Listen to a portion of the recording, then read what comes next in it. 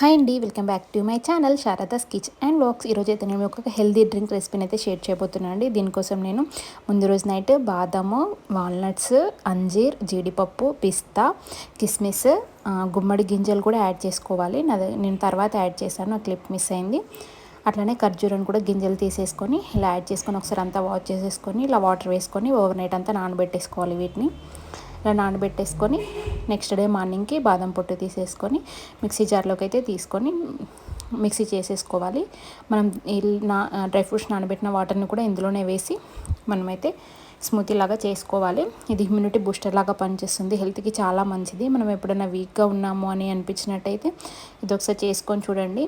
చాలా ఎనర్జీ వచ్చినట్టు అనిపిస్తుంది, బాడీ కూడా చాలా మంచిది. డ్రై ఫ్రూట్స్ తినాలంటే తినలేము కదా, ఇలా జ్యూస్ చేసేసుకొని తాగేయచ్చు. టేస్ట్ కూడా చాలా బాగుంటుంది. మీకు కనుక మా వీడియో నచ్చినట్లయితే సబ్స్క్రైబ్ చేసుకొని లైక్ చేయండి. Thanks for watching.